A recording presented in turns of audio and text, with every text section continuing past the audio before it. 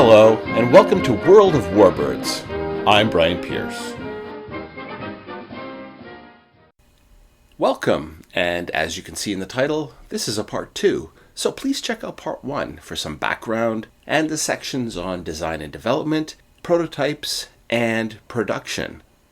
But now let's get into operational history. At the outbreak of the war in Europe, RAF's Coastal Command was operating a total of 40 Sunderlands. They quickly began proving themselves on patrols, reconnaissance, and rescue missions.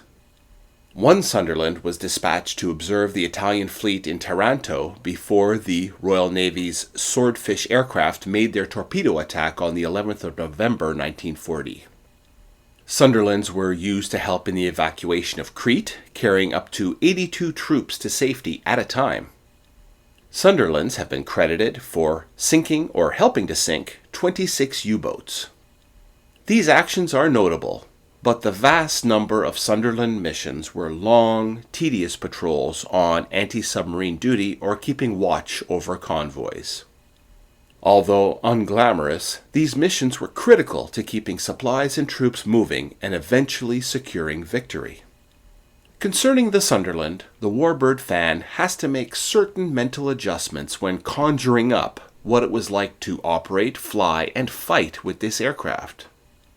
It is actually better to think of the Sunderland as a boat that could fly rather than a plane that could land on water. It was not an amphibian, and it did not have landing gear as the PBY Catalina did. The Sunderland's natural environment was the water, and it would usually be moored at a buoy when not in the air.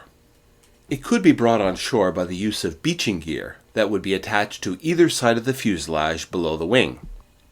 This gear was a pair of two-wheeled struts, a 2- or 4-wheel trolley, and a tow bar attached under the rear of the hull that would allow the Sunderland to taxi up a ramp and onto the land. However, most of the time, the Sunderland would stay in the water, and so the planes were supplied with a lot of equipment that would be completely foreign to land-based warbirds. Sunderlands had a demountable mooring mast that was positioned on the upper fuselage with a 360-degree white light to show that the aircraft was moored. The Sunderland had bilge pumps, an anchor, and a demountable bollard to tie it at the front of the fuselage. The front turret was retractable for this purpose. To control the aircraft on the water, the pilot would use engine power, and the crew could deploy sea drogues that they would hang out the sides of the aircraft to help turn or maintain course. Much of the maintenance was expected to be done on the water. The Sunderland had retractable panels on the leading edge of the wing beside the engines that would allow the mechanics to sit on and service the engines right there on the water. I do wonder how many tools and parts fell and went into the drink from this bobbing mechanics platform. The amount of accompanying cursing must have been glorious. Sea growth on the hull and rivets coming off due to saltwater corrosion was a problem that could not be solved at sea, and would need to be rectified when the ship was beached. Things were very different inside the Sunderland too. Firstly, it was big inside, with 2 decks. Down below, the lower deck had a sleeping area with 6 bunks, a galley with a kerosene stove, a flush toilet, the anchoring winch, and even a small machine shop for performing in-flight repairs. The upper deck contained the cockpit and the bomb room.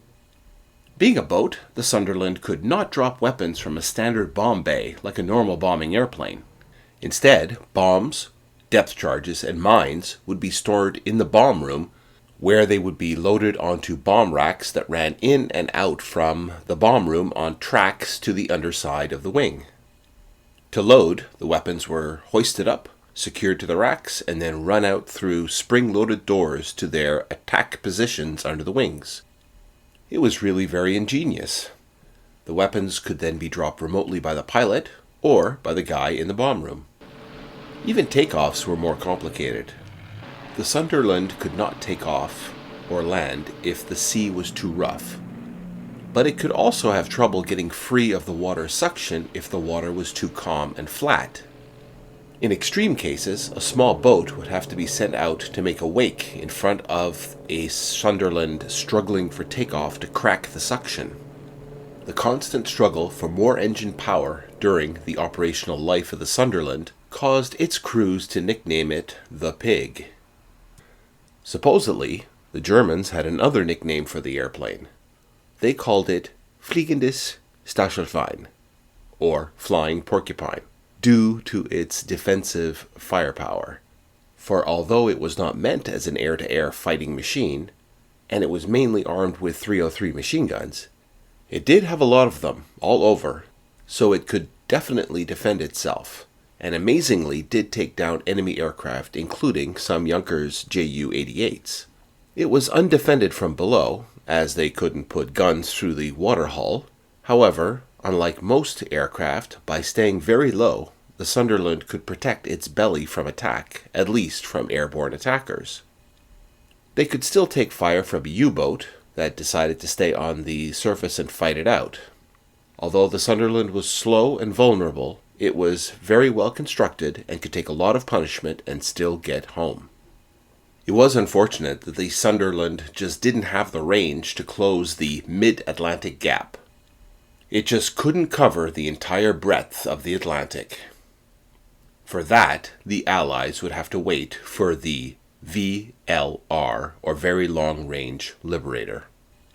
One last remarkable service that was performed by the Sunderland was during the Berlin airlift.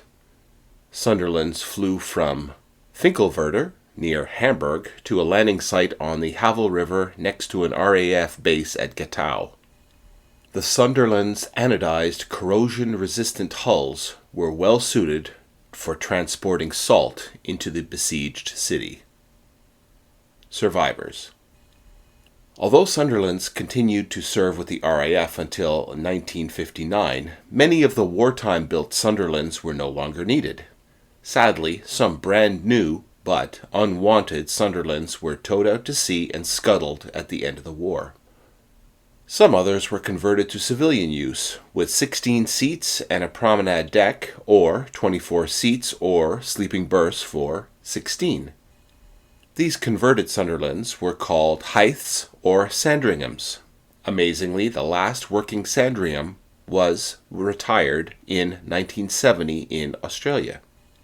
Surviving Sunderlands can be seen at several locations, such as the RAF Museum London at Hendon and the Imperial War Museum Duxford in Cambridgeshire.